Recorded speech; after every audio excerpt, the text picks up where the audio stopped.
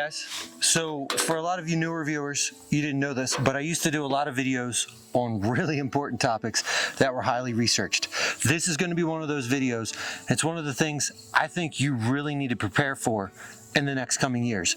You've got 4, maybe 5, but you really need to be in it to win it. These reasons right here that I will list out are what we're going to run through and talk about. Now, the first one is going to be global grain demand. Like, I know this is going to be a heavy one. I'm going to try to rush through it. So between 1980 and 2000, global grain demand grew at 1.5%. That was directly in line with population growth. Very fine.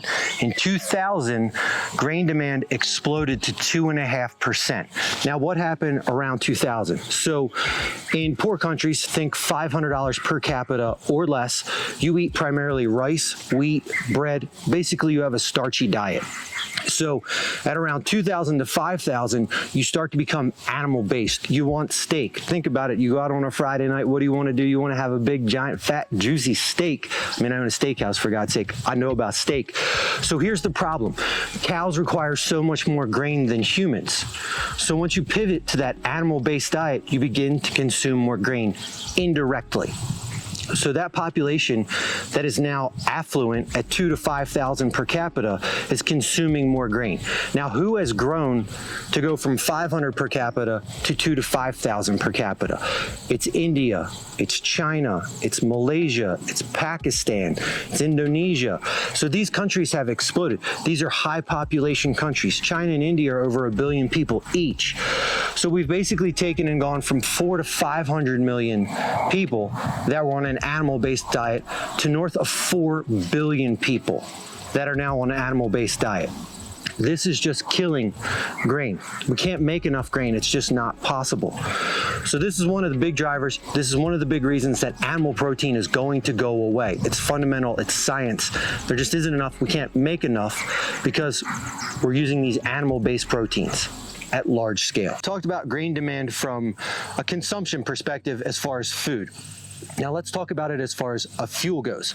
So biofuels are a huge drain on grain demand. So think ethanol. It goes into your gasoline, and the administration has come out and just increased the allowable percentage that can go into gasoline. So that all comes from grain. Think corn. Iowa farmers love it, but there's less to feed people, there's less to feed cows. It's a perpetual cycle. So from 2010 to 2020, the number of barrels of biofuel that were produced went up 2 million barrels per day. That's a huge increase. The International Energy Agency has actually predicted that over the course of the next 4 to 5 years, we're going to see a 30% increase in the demand for biofuels. This is absolutely staggering and absolutely huge. This is why I say you have 4 to 5 years. As that increases and ramps up, there's less to feed the cows that we talked about in the previous one, and it just continues to perpetuate the cycle. You guys need to start getting ready, you need to start preparing.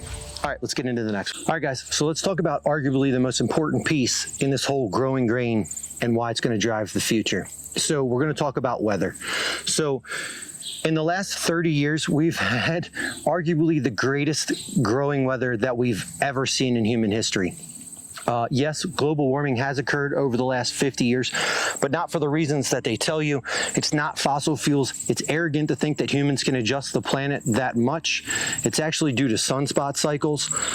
And we'll get into the sunspot cycles here in a second, but know that because of this warming that's occurred over the last 50 years, we've actually been able to add 12 growing days per year to the growing cycle. Now, this is huge. That means frost stops earlier in the spring and comes later in the fall, yielding 12 extra days to grow, which increases the crop yield exponentially. It's huge. That's a lot to get that many growing days. Now, this has happened in South America, it's happened in Russia, and it's happened in the Ukraine. Now, let me give you some example of what that's done for Russia and Ukraine. So between 2000 and 2020, some of the years, these growing years that we're talking about, in 2000, Russia and Ukraine both each produced 19 million tons of grain. So by 2020, they were 40 million tons apiece. So that's 80 million grains, or 80 million tons of grain. Sorry, it's a lot of tongue twisters here. So now, sunspot cycles last 11 years. we're entering our third sunspot cycle where activity is decreasing, which means the earth will be cooling. So what does that mean? That means we're going to lose some of those growing days that we've gained over those past 50 years. So giving those back will reduce yields on crops. So we're going to begin to see less and less production just because of weather. So we'll lose more to frost, we'll lose more to uneven weather. Now, because of this transition from warming to cooling, you're going to see more erratic weather. Think about the flooding in Yellowstone, the flooding in Montana, the flooding in Texas, just things that you're seeing going on around the world. That's not because of global warming, it's because of this transition from warming to cooling, and it's due to sunspot cycles. Okay guys, let's talk about fertilizer, the final piece of this video. So fertilizer, modern fertilizers have really changed the way that food is produced. So from 2000 to 2020, basically the use of fertilizers increased 40%, and so did yields from crops. What's going on? So to make fertilizers, so phosphate, nitrogen, potash is incredibly energy intensive. And most of that comes from natural gas.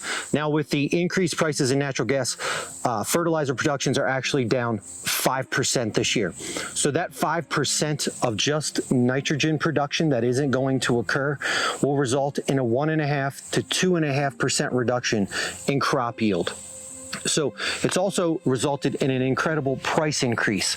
So when you think about emerging market farmers, and they have to go and they have to buy fertilizer, and they do it in cash, they don't get credit, they have to come and show up with cash. So if your fertilizer goes from, let's say, $600 a ton to $3,000 a ton, if you're a small emerging market farmer, you can't come up with that kind of cash to cover your inputs. Your yields crater, your farm falters, and you end up losing it, and that production comes offline.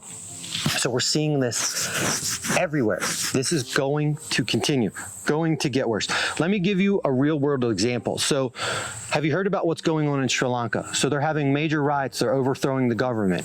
Why? So for whatever reason, Sri Lanka got the bright idea to go ahead and switch to organic fertilizer. So think animal dung, whatnot. So basically, when they did this, they're a huge tea exporter. And when they pivoted, basically their yields fell 30 to 35%. A lot of their people became insolvent. A lot of people went hungry. Their gross domestic product cratered because they switched to organic fertilizers. So for the eco warriors out there that want to be like, good, we'll get rid of these natural gas, fossil fuel, fertilizers. If you do that, you're talking about a global population reduction need in the neighborhood of 25%. You've got to eliminate 25% of the humans on the planet to go ahead and cover and make up for the reduction in fertilizer that we're talking about if we pivot to organic fertilizer. It's just unsustainable, or you're talking about just mass, a cull of humans. I don't know about you, but I don't want to be in that scenario. So all I'm asking for in this video is that you get a little bit of farmland, you be able to protect your family, maybe you get 1 or 2 cows, you keep them on your own property, you get a garden, do something so that you can produce food and sustain yourself. All right, you can watch my channel, you can watch a different homesteading channel. You don't even have to watch channels. I'm not asking you to buy anything, but I'm asking you to start to prepare. I think you have 4 to 5 years on the far side, and it could come sooner, just depending on what sort of resource wars we start to see. Now you're starting to see India isn't exporting wheat. They're keeping it in the country for their folks to make sure that they have it. As these types of activities continue, other countries follow suit. Okay, so you're not going to ship me something, I'm not going to ship you something, and then we get into these resource wars and shortages. Like, this could get really bad, and there's no downside to being prepared and being ready for this. Small ranch, small farm, small homestead, whatever you want to call it, just get started. That's all I ask. I care about you guys, and I'll catch you guys in the next one.